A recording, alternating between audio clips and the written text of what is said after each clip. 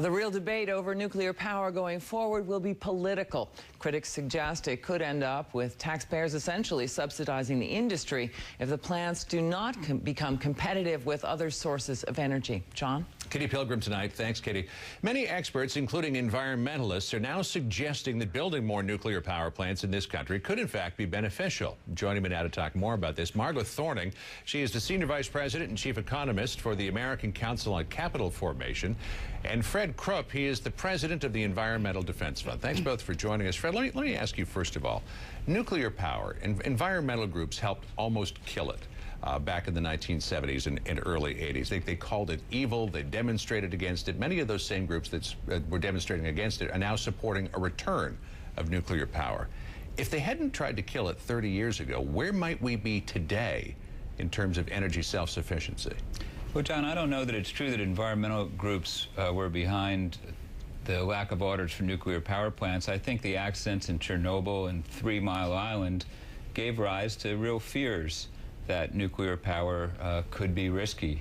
I think now that we have the problem of global warming to deal with, there is an open mind that, hey, this is a low carbon source, but we still need assurances that it can be done safely and need assurances as to what should be done with the waste. Margo Thorning, what do you think? If we had kept going with nuclear through the 80s and 90s, would we be a lot further ahead today in energy self-sufficiency than we are now?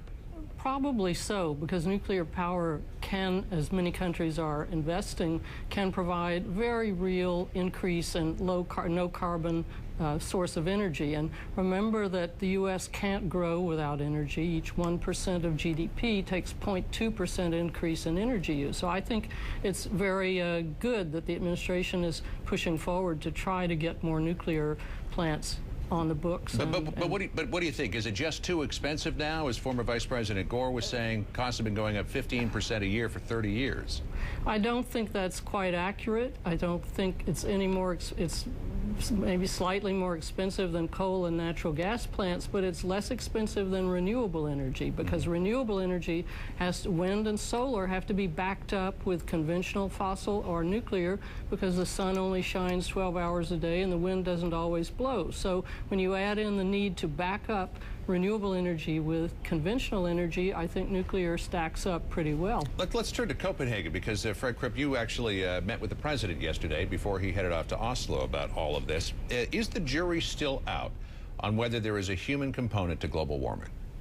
No, I think the real question, John, is are we going to join the world in getting into the new energy economy? I happen to think even if East Anglia University didn't exist, that, you know, there would still be, our understanding of climate science would still be the same as it is now. But think about it.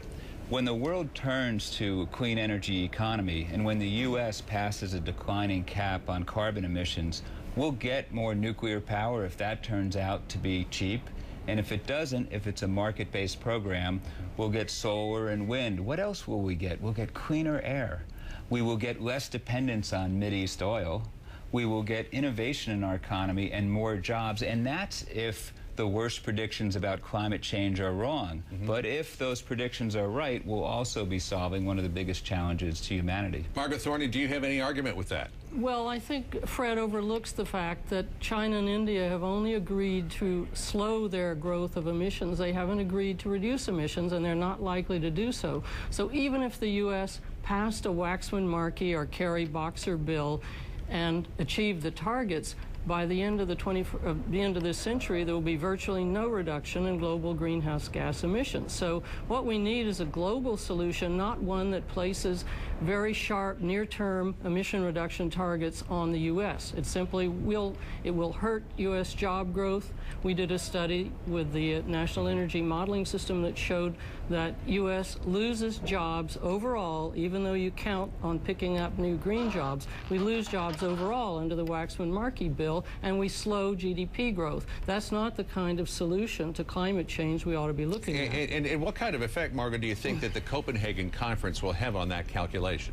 I think it could actually end up hurting U.S. households if we come back with a political agreement from Copenhagen to reduce U.S. emissions, say 17% off 2005 levels by 2020, we will certainly slow investment, slow job growth. We will divert companies to making end-of-tailpipe solutions to try to reduce their greenhouse gas emissions. It won't encourage the kind of investment we're going to need for long-term weaning ourselves off fossil fuel. Fred, what do you say to that? I've read Margo's study, and I understand those are the conclusions she's reached. But the independent people that have looked at this, the Congressional Budget Office, MIT, EPA, all of those independent analysts have found that there's really no effect. The economy will grow at about 3% per year, the same as it has since World War II. So the real question is, are we going to let China and India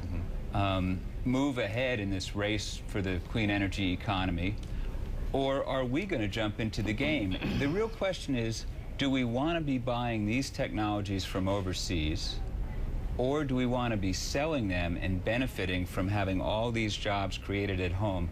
I don't know why, John, Margo is so pessimistic. We're the country that put a man on the moon and brought him back safely. We invented the computers and the internet.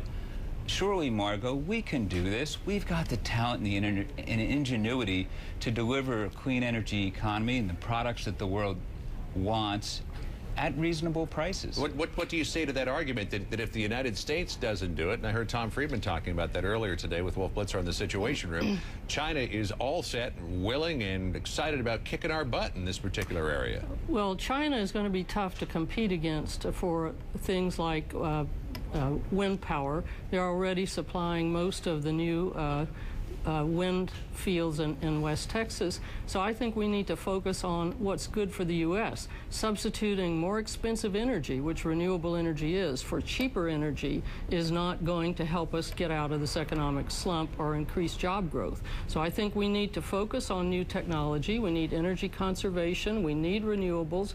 But by imposing mandatory near-term targets, we are inevitably going to slow growth. Fred is wrong about CBO. CBO testified on October 16th that the Waxman-Markey bill, one of the major bills being looked at, will slow growth between 0.5 and over 1% a year. A host of other studies show the same thing. Here's a question I have. So much energy, Fred, is spent fighting these issues. If people were to come together, meet halfway at the very least, could we get a lot more done than we're getting done now? You know, John, that's a great point, and that's why in the last few weeks I've been so encouraged. In fact, today, Senator Lindsey Graham, Republican from South Carolina, Senator Joe Lieberman, the independent from Connecticut, and John Kerry jointly put out a blueprint that calls for more drilling off our coasts, more nuclear power to help with energy independence, and this declining cap on carbon that will be the catalyst to create more American jobs. A lot of these jobs can't be outsourced. You know, on solar panels, just yesterday, NRG commissioned a whole new, the largest field of solar panels ever in this country, all those panels made here in the USA. Margo, is there a middle ground? Can the two sides meet somewhere and begin to walk forward? I would think so, but I think instead of looking at a cap-and-trade system, which has been widely discussed in Congress, there are people interested in imposing a tax on carbon emissions instead of a cap-and-trade system. If we were to adopt a mandatory carbon emission reduction program, most economists think a simple tax that ratcheted up slowly would send the kind of signals that households and producers need. So I think the Lindsey Graham plan, which came out today, the Kerry Graham Lieberman plan, requires a 17% reduction off 2005 levels by 2020. It's virtually the same thing. The positive thing about their initiative is it does focus on U.S. oil and gas development, nuclear power, and trying to help U.S. manufacturing. All right, Margo Thorning, Fred Krupp, good to see you. Thanks for stopping by tonight.